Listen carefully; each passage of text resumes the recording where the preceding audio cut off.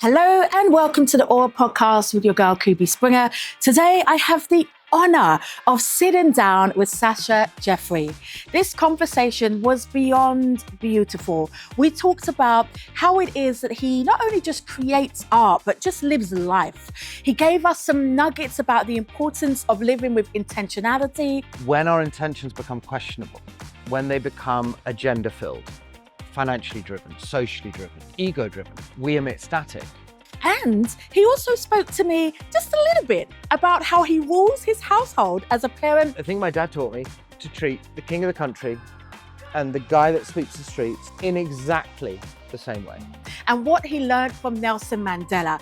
When I tell you, take your notepads, take your pens, enjoy it, cocktail, mocktail, soak it all up, because this one is a goodie. So let's get into it. Sacha, how are you? I'm good. Yeah. Your girl Kubi, I love that. You do you? It's a London thing, babe. That's a good intro, I like that. I have to Good be to see me you. here. Yeah, Yeah. definitely. This is not your first time at Aura. No, No. But the name itself, Aura, what does Yeah. your aura feel like right now? oh, okay. We're going right in, boom. What kind of name, babe? My aura, I mean, look, my aura changes every like 5 minutes, but it's okay. I think it's clean. Yeah. It's good. clean. It's glowing. I love I'm that. glowing. I mean, look at this, right? You couldn't really not be glowing up here. Yes. Yes. It's insane. I mean, I love this place. We used to come quite a lot with the family, and then, sometimes I just come on my own and just have it's a great place just to reconnect and have that sense of space. Really inspiring. It is. Love isn't it here. I don't know about you, but for me up here, I feel anything is possible. Yeah, You know, height does that. it does, doesn't it? Yes. It kind of opens up. That's nicely said. That you're right. When Mm. you're feeling slightly like, hey, how do I make things happen? Go up high, get a view like this, Mhm. and you're like, okay.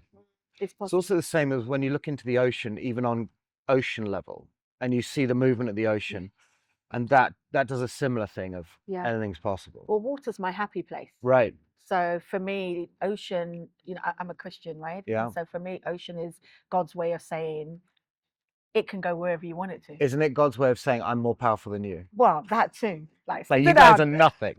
Sit down. Just settle down Whatever the problem while I is. bash some waves in your face. Yeah. And don't get me angry today. I know. Because these waves can hurt. They can hurt. Yeah, I think it humbles you. You know, Yeah. the sense of height, the ocean, it humbles you. I'm curious, when you are thinking about your work, which, first of all, stellar. Bless you. Stellar. Thank you know, you. I have reeled off in the intro all of your creds, but I just need to take a minute to just look at you and be like, Mm. bloody hell. Oh, thank you. So Yeah. stellar. It's been a long journey. I've been doing it 30 years now. And it's weird to think because, and every now and then I do think about it, but only when people make me think about it. Mm. All I've done for 30 years is paint. That's it. All I've done is push paint around a canvas for 30 years. And it's a bit weird when you stop and look back at that. But the most incredible journey, you know, and I want to paint till I'm dead, paint till I'm late 90s, hopefully. And I'm excited. Like every 5 years is like, this is exciting. You have moments where it's like, oh my God, can I continue to like keep creating? And because there's a lot of pressure and stress on that. But the excitement and the inspiration always just overcomes that. When you have those moments, because I've been in my industry 28 years. Oh, well right? done. I beat Thank you by you. 2. Yeah, by 2. And we started when we were 1. Yeah, right? Yeah, right. There are those moments, aren't there, where it's just like, I'm exhausted, I'm tired. Mhm. Can I top the next thing Mhm. or the last thing that I did? Mhm. In those moments for you, what revigorates you? It's a good question because it sounds like a really simple question, but I think the answer's, if you're going to be honest about the answer, it's quite complicated because I think if you're thinking like that, you're screwed, especially as an artist. If you're thinking, how can I top the next exhibition? How can I be better? How can I shock the world? I think it's the wrong way to look at it.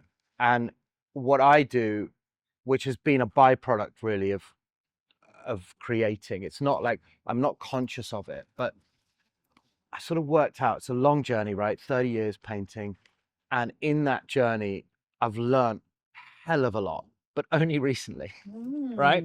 So I spent maybe 28 years not knowing what the hell I'm doing, right? Normal. Not knowing what I'm doing. And then the last 2 years, really starting to understand things, which is great. And I think one of those things is that I decided not, okay, let me explain it like this. We're made of energy. We communicate at our most poignant, our most powerful through energy. But the energy we emit is made of our intentions. When our intentions become questionable, when they become agenda-filled, financially driven, socially driven, ego-driven, we emit static. Our world is full of static. We feel it everywhere. Energy can't transmit through static, hence the breakdown of humanity, in basic terms. This is something that I very much believe, understand, and feel. I really feel it. I have I have a lot of disorders and issues. And one of them is I have a heightened sense of emotion and a heightened sensory feeling. I'm also have synesthesia. What is that? Synesthesia is when your senses are muddled up, two wires in your brain are going to the wrong place. They're synapses, but physically you think of them as wires. And therefore I don't see color. I feel it in waves. I don't hear sound. I see it. So in the way that you might hear sound, that's how I sense color. I hear color in vibrations. Love. And I see in sound. So color is sound to me. I don't hear music, I see it in colors. So it's whatever, it's mixed up. And when you're young, when you're a little kid, that's confusing, frustrating. You don't really understand the world. You can't connect with people. You avoid people because you can't understand. You can't make sense of the world, right? So anyway, through this journey, I found that, okay, if I concentrate not on what I make or paint,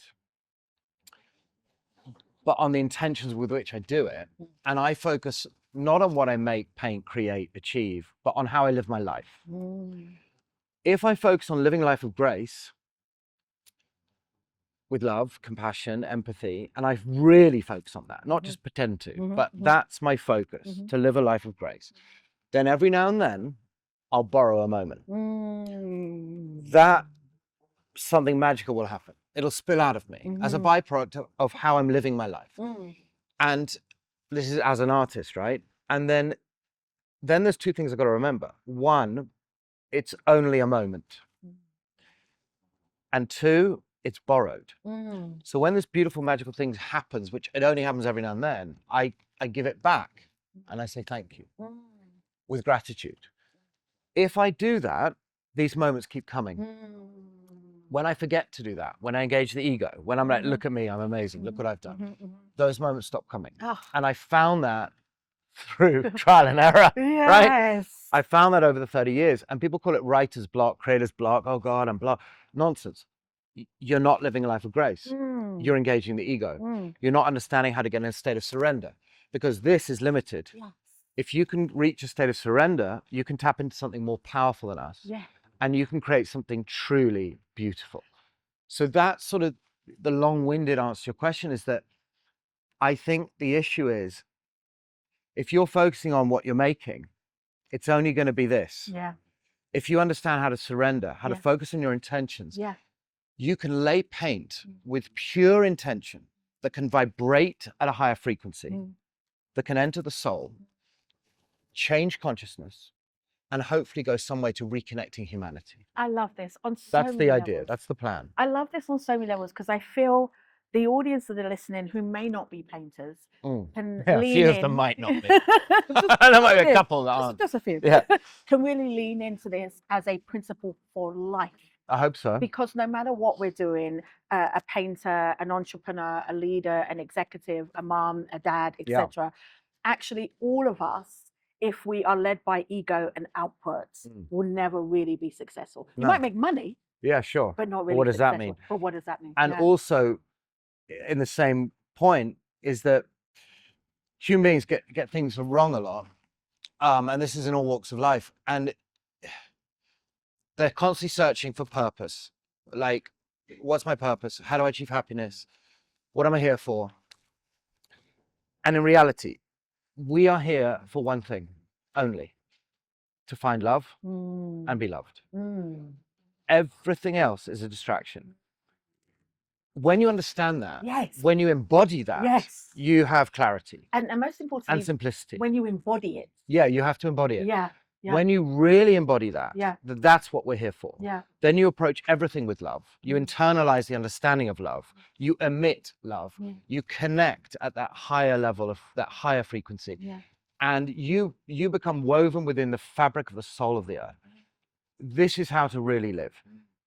Also, when you understand that that's all we're here for, it simplifies everything. Yeah. It shuts the noise out. Yes. And that is incredibly empowering. Yes. That sense of clarity is where true power comes from. Then you understand that it doesn't matter what you create or achieve, or how much money you make, or what you build. It means nothing. The only legacy you leave this world, the only legacy, is the energy you emit and the vibrations you leave behind. That's it. I love this on so many levels. I love the simplicity, and I think you're right. We live in such a cluttered and overcomplicated world. Yeah. And actually, if I'm being transparent, as you're speaking, Sacha, you're speaking into my soul about a career question mark that I have. Okay. So that's cool. It's super cool, and thank you, because we ask too many questions. And Yeah. actually, I think we need to stop asking questions, and we need to get back to intention. There is absolutely that. We ask too many questions, but we also ask the wrong ones. And there are probably only 3 questions. Ask yourself those, answer those, and embody that. And what are the 3 questions you're asking yourself right now? Oh, right now? Yeah. I mean, not literally on the water. Oh, okay. It's to constant. So it's 2 things. It's one, to constantly question your intentions. Yeah. Constantly. Yeah. Constantly question, why am I doing this? Why am I here? What am I emitting? What energy am I emitting? Yeah. What am I connecting with? Constantly do that, because that's the only way you purify your intentions. The other question is, what am I emitting to the world at this moment? Because when you think about it, every moment we have, every interaction we have, we're emitting an energy. Yeah. Every single moment. When we emit that energy, it's there forever. It's got nowhere to go. It can't dissipate. It can't disintegrate. Our universe is full of thousands and thousands of years of humanity's energy, but also the energy of the earth, the energy of our world, the mountains, the rivers, the trees, the oceans. It's there. If you can find how to get in a state of surrender, where you do remove the ego, you can't completely, but where you really disengage the ego, you find that state of surrender, you can tap into that energy. That is the most empowering thing you can ever imagine, because that enables you to create. People are obsessed with with longevity, right? How wellness and longevity, great, very important, but they're obsessed with how do we lengthen our lives? And they're spending a huge amount of money in it, a lot of time, a lot of effort. How do we lengthen our lives? What we should be saying is, how do we live this life more poignantly? How do we spend the time we have more poignantly? Well, the way to do that is to understand that if you really can do that, and you can connect with that energy, you can connect with the fabric of the soul of our earth, and you can live forever. Because your energy lives forever. Lives forever. And therefore the output that you create lives forever. Correct. Yes. Yeah. Everything you do lives forever. Now, suddenly, that gives everything you do new meaning. Poignancy. Yes. Everything you do. Yes. Not just, oh, I've achieved this. Yeah. Or whatever you want to project to the world, but everything you do. Yeah. Every moment. Yeah.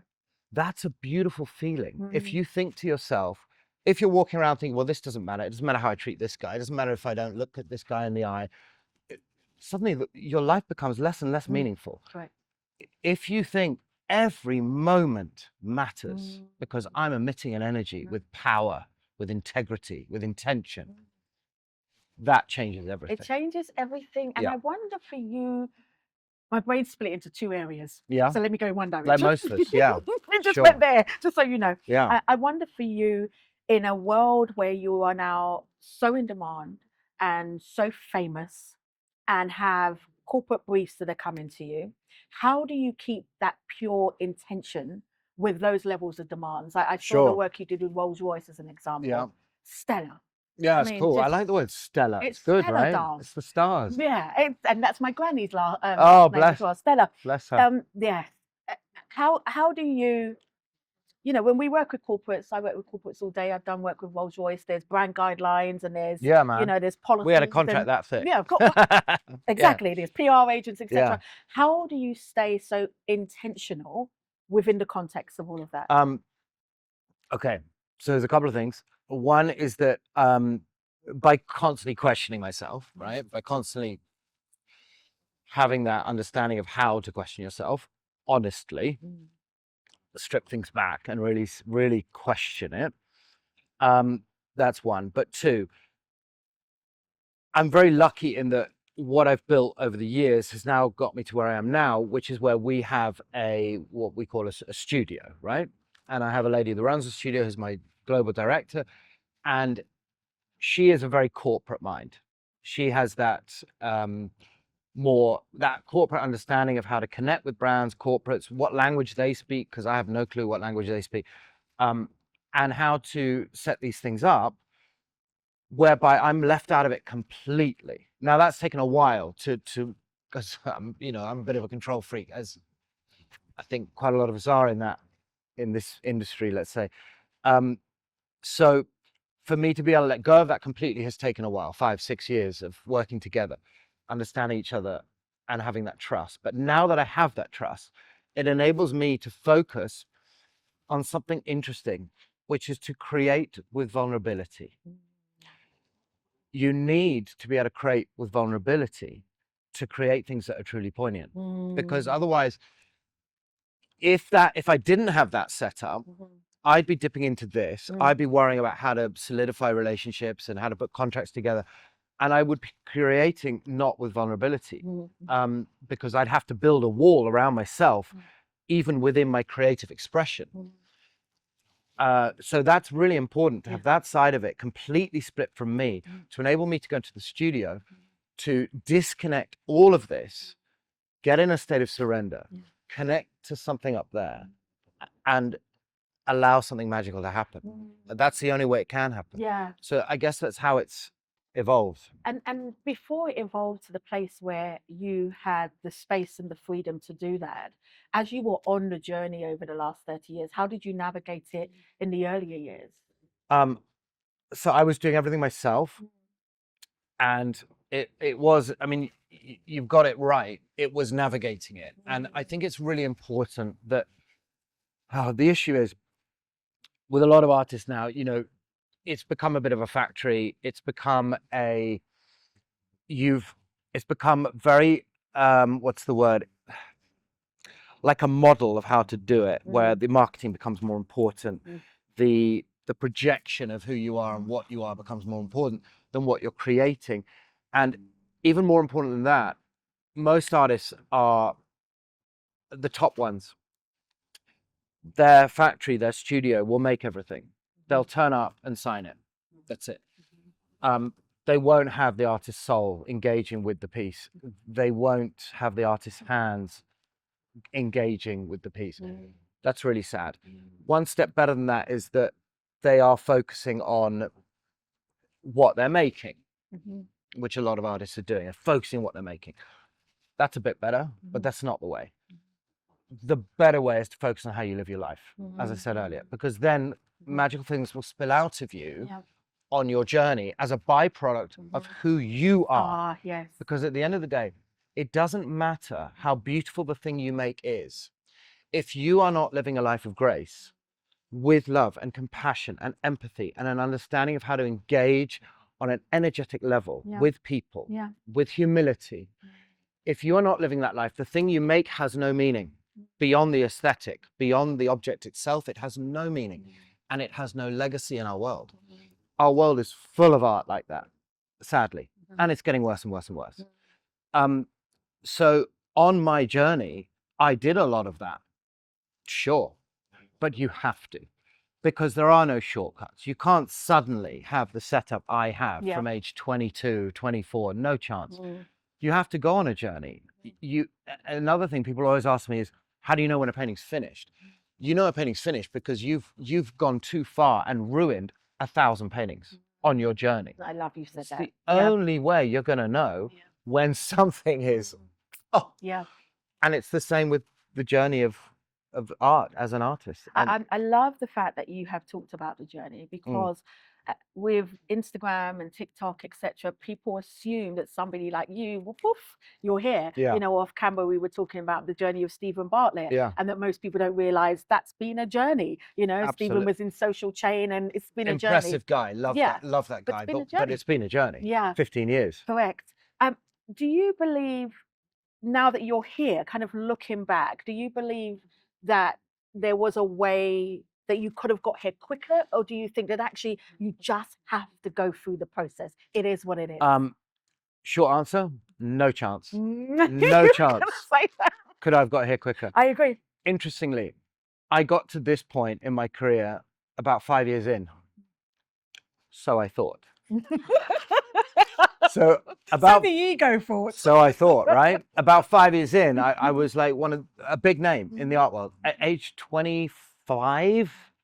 And it was like, what? But I was nothing. I was nowhere near what I am now. I was an absolute pain in the ass. I had an ego that I thought I didn't have. I wasn't living a life of grace. I tell you that for free. I thought I was. I tried to, but I wasn't. And what I created was, I thought, amazing. A lot of the world thought was amazing. It was very average. And it won't create a legacy. It won't vibrate at that higher frequency. It can't. So there's no way I could have got here quicker. No chance.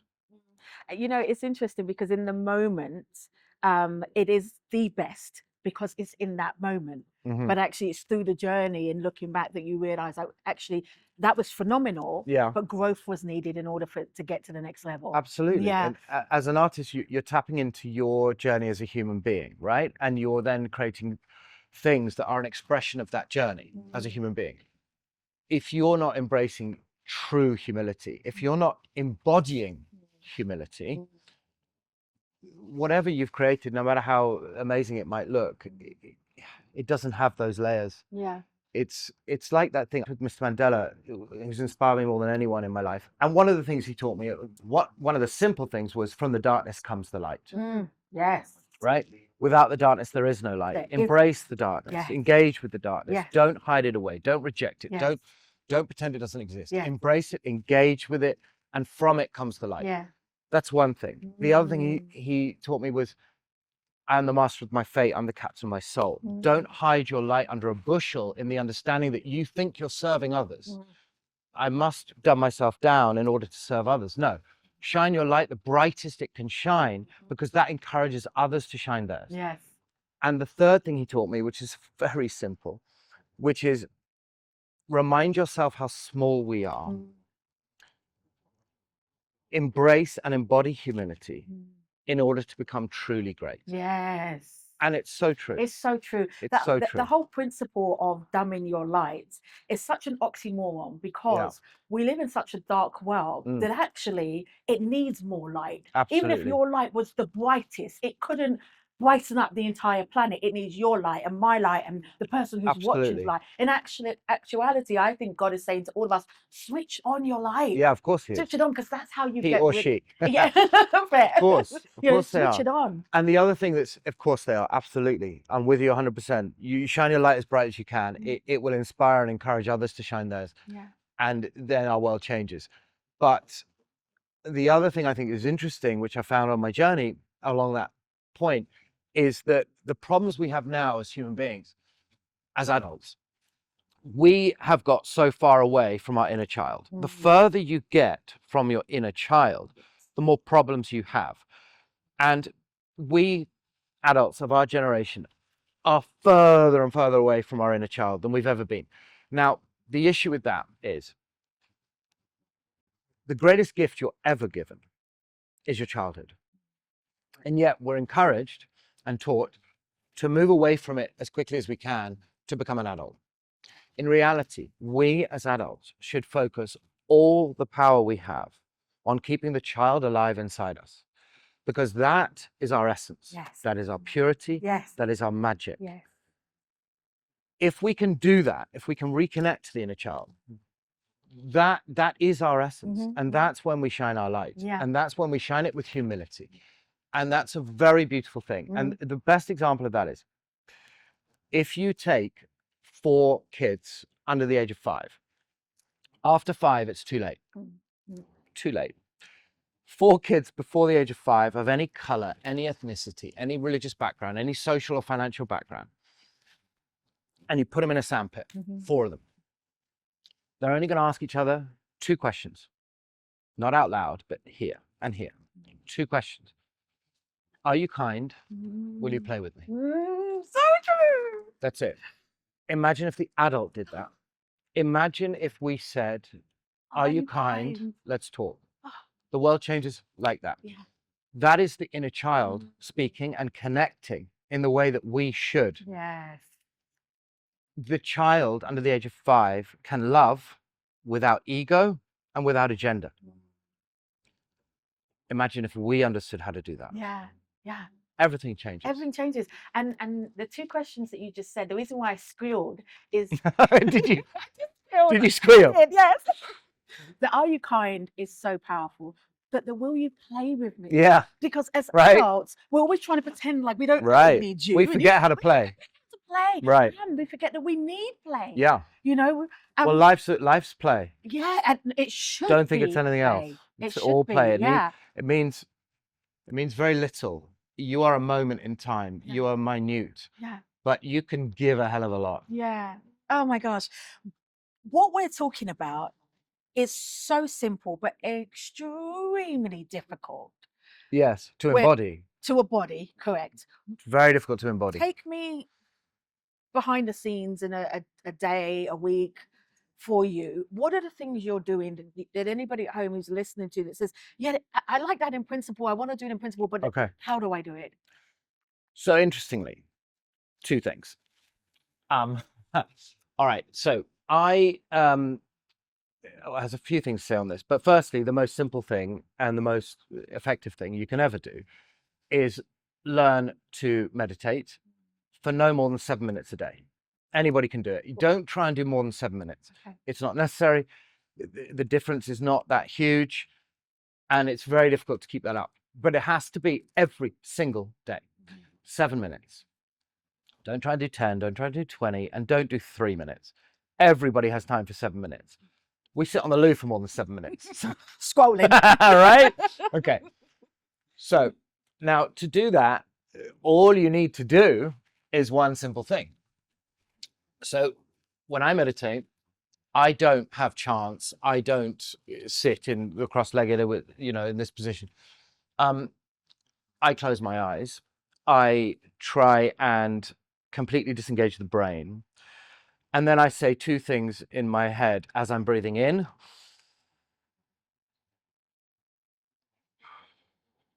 And as I'm breathing out. I breathe in the light and I breathe out the darkness for 7 minutes a day. If you do that, you're cleansing every part of you where you can become a vessel. You can become a channel where you can download source. Some people call that God, divinity, whatever, the soul of the earth, universal consciousness. I call it source. And if you are downloading source, then everything you're asking me of how do I do this, how to implement this in my life, how to embody this, everything will do it for you. Yes. Yes. Yeah.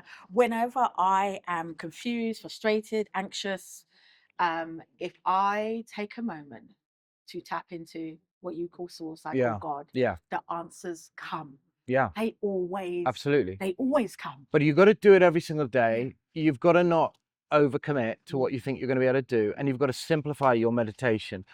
The interesting thing is, if everybody in our world learned to sit in silence for 7 minutes a day, our world would change like that. Yeah, absolutely. And it's a very simple thing to do. So that would be something to do. The interesting thing is, I don't know if you know this, but not everyone does, I guess. I paint from a very deep meditative state, right? So my brainwaves are in theta, deep in theta. They found that by putting pads on my brain, and they analyzed it and they found I'm in theta. Now that's a contradiction. Theta is a state of surrender. You can't create from a state of surrender. Mozart did it and Beethoven did it, but no painters have done it. So they found it interesting, and then I found it interesting because I was learning a lot about the science behind it, which is fascinating, right? But I get in this incredibly deep meditative state. I'm gone. You could punch me in the face while I'm painting. I wouldn't have a clue. But weirdly, I can engage with people in front of me, but I'm not really here. It's weird. And I have no memory of the conversation. I have no memory of any mark I've made, any line I've done, any paint, any color. I have no memory of that creation, which is beautiful because then I feel I haven't really created anything that I see finished, and I can enjoy it from, you know, from the guy that's created it. Not that I think I have. And I'm really inspired and energized and excited about it because it's like I've seen it for the first time. But weirdly, my work, often you'd think it would be pure abstraction. I'm in a meditative state, I'm not aware, I'm splashing color. But weirdly, it's very figurative. It's very narrative based. It tells a clear story. People can connect with it. And I'm like, where is that coming from? It's fascinating. And I guess it's my subconscious. So what I have to do is spend my conscious time filling my subconscious with very meaningful things: travel, engaging with kids, connecting with animals a lot, you know, working with orphaned refugees, working with special needs kids, because this is the purity of our world. And if I can fill my conscious time with that, my subconscious has these beautiful layers of integrity, of humility, of whatever else you want to think about. But and then when I tap into that and I connect with that, something beautiful is happening. And I love the fact that's happening. So that's sort of my process. And I'm lucky I have a process like that in my working life. Because like you said, how do people bring this into their life? Their working life might not be on that type of level, but they can certainly sit in silence for 7 minutes a day. Absolutely. And they can certainly fill their bucket with the experiences that you just spoke about. Yeah. So that they're full of the good stuff, is what I call it. Yes. You know, when you're talking about doing humanitarian work, going to the orphanages, you're filling your bucket constantly with things that, you know, I believe we're blessed to be a blessing, right? So when you fill it in, you're pouring it back out, you fill it in, you're pouring it back out. Yes. But when you do that, do it with gratitude. Do it with Don't do it with, ego. oh, don't do it with ego. Don't do it with, oh, I'm helping. Look at me, I'm such a great guy. Do it with thank you for allowing me to have this beautiful moment and interaction with those less fortunate than myself. Do it with that and do it with humility, and then something will happen. I think I'm going to try and do it with the 2 questions you said that children will ask. Are you kind? And will you play with There you me? go. Oh, I love it. How does this work, do you believe, in a world that's moving into AI? What is the intersection between staying pure with the right intentions, but artificial intelligence? How does all that work? It's an important topic right now. There's a few problems. There's a lot of problems actually, but I'll touch on a couple because you could write a thesis on this, right? Okay, so AI is going to be very helpful. It already is in healthcare, in building cities, infrastructure, even in interior design, even in architecture. It's going to be a very important aid. In healthcare, it's going to save a lot of lives. In education, it's going to be a useful tool to support, absolutely. In the corporate world, sadly, it's going to be more effective than we'd like it to be, and a lot of people are going to lose their jobs. Fine, but people say to me often, you know, is AI art, or can it create art, and will it replace art? The answer is very simple. No, absolutely not. And the reason why is simple. True art, true creation can only come from a place of surrender. What can AI surrender to? AI taps into knowledge that we've fed it over thousands of years. It taps into that knowledge and it works out a problem, a solution to a problem. And that's great. It has an ergonomical mind, but it can't surrender to anything. We can. That's the difference. And that's why it can never create art. True expression, art, creation can only come from a place of surrender and intention. AI cannot surrender to anything, and it cannot create with intention. So there's the difference.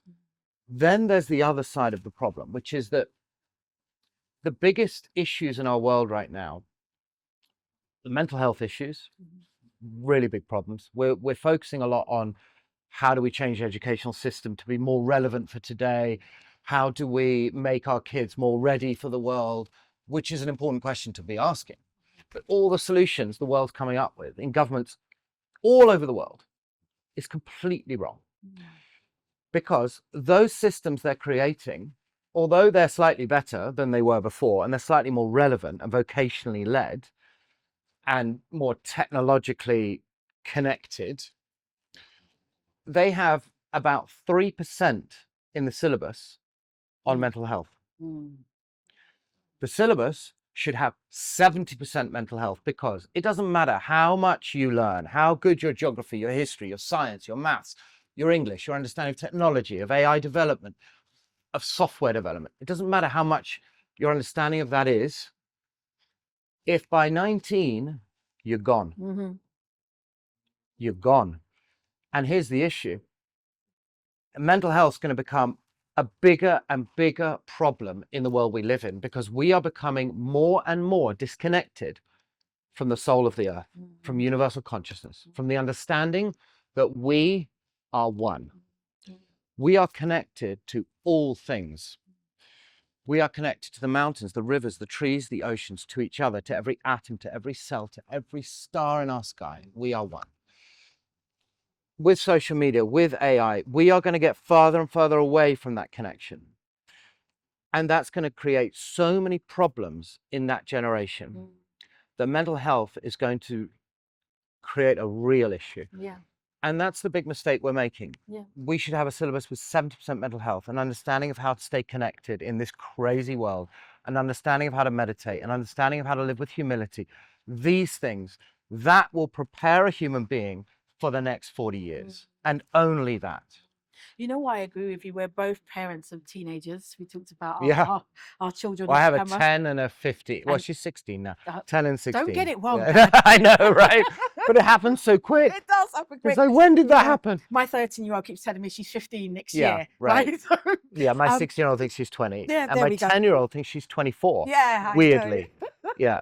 But with children, I mean, first of all, let me say that I agree with you. I think that the thing you need to prepare your children for is resilience and adaptability and heart space. Because then no matter what happens, they can work out. They can work out the technical knowledge. Absolutely, because our world's going to change so much in the next 10 years. Exactly. You can't prepare a child for any of that. Absolutely agree. Right. But how in your household, give me a window into your home. Okay. Are you doing that with your girls? How am I doing it? Yeah. If you don't mind me asking. No, of course not. Okay. Well, it's, oh gosh, that's an interesting thing. I think the only way you do that is by embodying it yourself. I knew you were going to say that, because I so agree. There's no other way. I could tell you, oh yes, we're doing meditative classes, we're doing yoga. No, we're not. No, we're not. I bloody love you. It's but so true. If you embody it and you emit that energy to them, they will feel it. Yeah, absolutely. I mean, my dad taught me something which was so important when I was very young, and I didn't realize he was teaching it to me. Okay, I had no idea. And that's why it worked, right? Yes. But because everything you tell your child is rejected, so you have to embody it, and then they'll feel it. Yeah. But the thing my dad taught me was to treat every man and woman the same. Now that sounds like a simple thing, right? Oh yeah, of course I do. No, you don't. He taught me to treat the king of the country and the guy that sweeps the streets or the guy that cleans the loo in exactly the same way. The king of the country deserves no more love and respect than the guy that cleans the loo or sweeps the street. If you do that, if you really do that, everything changes. And my dad only taught me that by doing that himself, and I saw it. He was the son of an ambassador, so he was very used to living in those circles of the king of the country and the prime minister and the president. And then also they had a lot of staff in an embassy, right? But whenever I saw him on the streets, walking, meeting, he wouldn't treat the most important man in the room any differently from the guy who brings him the coffee. And I saw it, and I was like, wow. And that changed something in me. Yeah. I try and give my kids that, because a lot of people think they're doing that and they really don't. And if you really do that, everything changes. Yeah. It's a problem in Dubai. People need to be reminded of that. There's a lot of self-importance, and that strips you away from your power. There is no power in self-importance. There is no true connection, and there is no legacy. Guys that think they're building a legacy, which a lot of people in this country are building an incredible legacy, but a lot of people aren't. They think they are. Yeah. They're not. You can't build a legacy when you don't embody humility.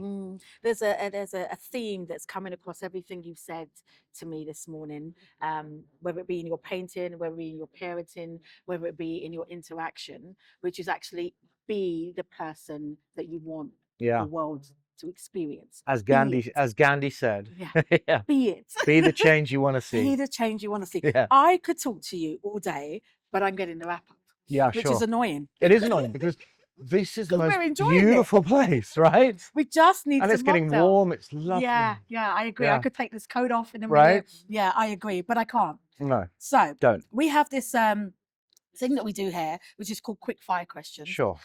Where we ask yes or no type questions.